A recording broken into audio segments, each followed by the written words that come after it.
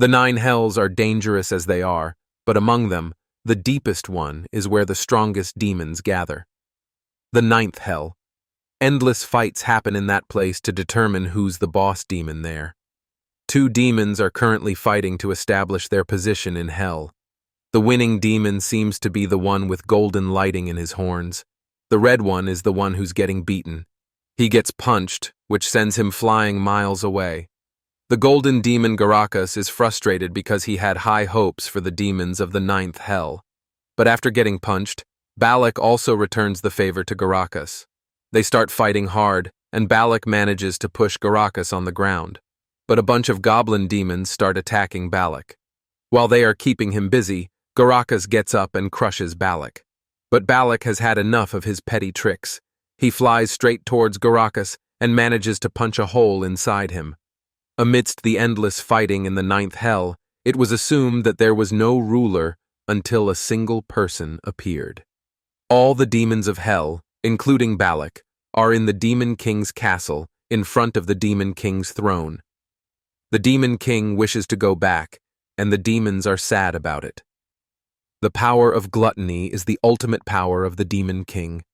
He has absorbed all the powers of the demons he could lay his hands on. He's also the reason for the 7 princes of hell's downfall.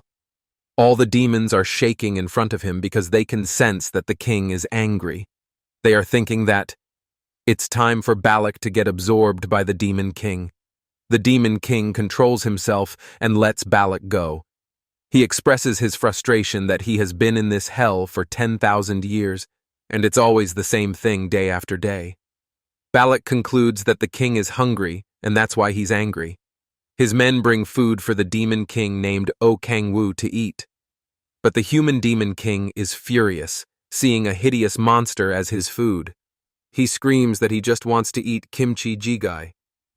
The demons wonder what kind of demon head and innards are used to make kimchi jjigae, causing more frustration to Kang. He also wants to read novels and manhwas for entertainment, but the only form of entertainment for demons is killing each other. They don't even have the concept of having a meal. Balak offers himself to Kang to eat, but Kang tells him that's not it. At least he wishes he could have someone who loved him. Hearing this, the succubi queen Lilith comes crying. She asks whether he's not satisfied with Lilith's heart. Our king has reached his breaking point. Lilith starts approaching him and he cringes and tries his best to stop her. Yes, Lilith is not a beautiful woman but a demon too. Even Balak is cuter than Lilith to the Demon King. The Demon King finally announces that he'll be returning to Earth, shocking everyone. It's finally time after spending 10,000 years in hell. He orders Balak to prepare that special reward. Even though Balak hesitates at first, he accepts the order to prepare the 7 armor of the 7 princes of hell. The demon sorcerer that's preparing the armor tells him that if Kang puts such copious amounts of magic in the armor, it might create a crack in the dimension. Kang starts preparing to go back. He opens the myriad demon gate. It's such a magnificent view to the demons. The sorcerer informs Kang that the armors have reacted to the magic and the gate will open soon. But Kang is thinking even if he returns, he won't have a family, a lover, not even a friend. But even so, Kang is desperate to get out of this damned place. Lilith starts crying when he starts to leave, and he tells her to stop crying. Because she's quite scary looking when she cries.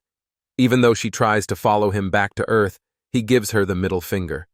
But some problems start happening to the core because it can't hold Kang power. The system crashes down, and Kang loses consciousness. When he opens his eyes, he sees himself lying down in a green forest.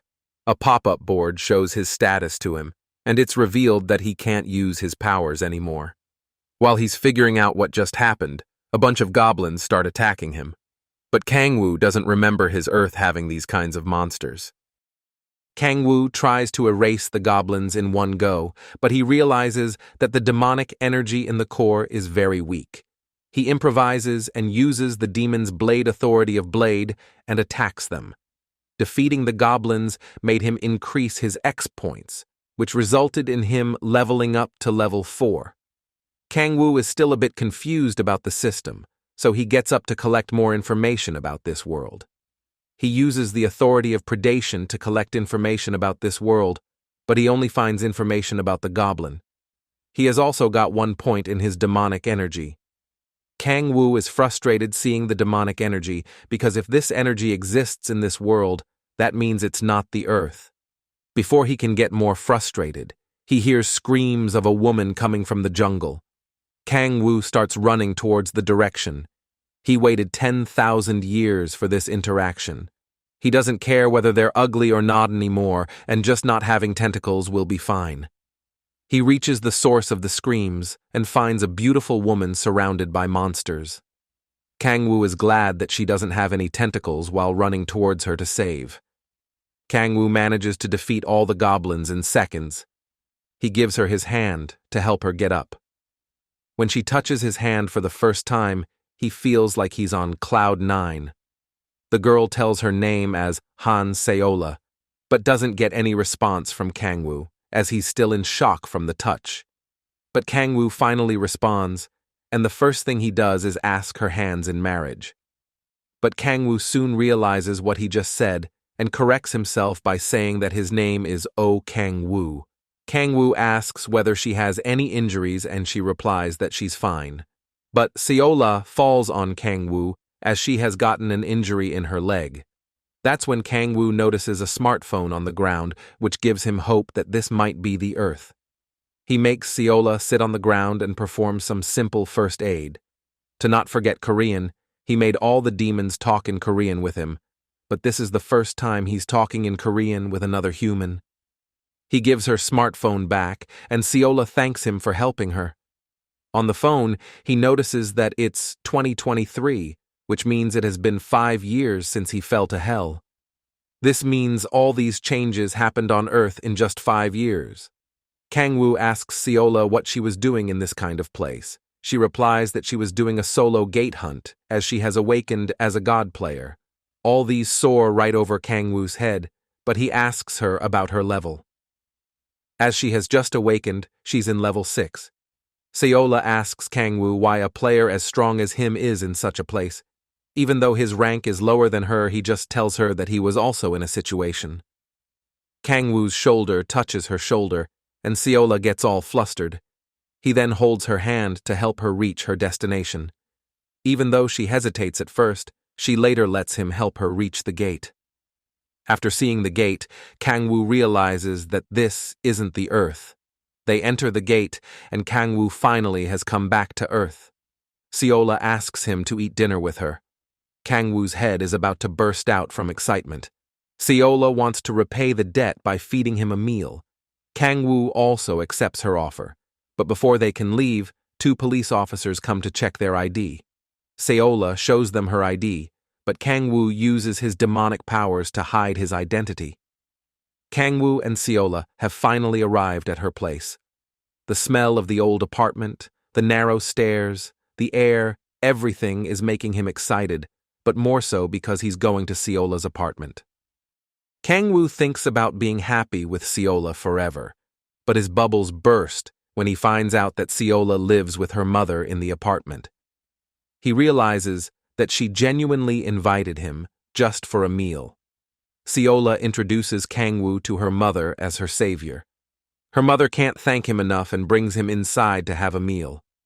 But compared to living in hell, this place is far better. Her mom tells her to help her prepare the meal. She also reminds Seola to contact her on time through her cell phone when she's in a dangerous situation. This reminds Kang Woo to buy a cell phone for himself. He asks for Seola's phone for a moment, saying he has lost his one. Being able to touch a phone screen after thousands of years made him ecstatic. But right now, he has to focus on obtaining information. The world was turned upside down on February 22nd, 2018. Unknown monsters appeared from hundreds of gates that came out of nowhere. All the firearms were useless against the monsters. Under America's lead, a world organization of emergency is formed. The first player appeared from America. Later, others started to join from all over the world. They are considered the hope of humanity. but February 22nd, 2018 was the day Kang Woo fell to hell. That's it for this recap. Stay tuned for more videos.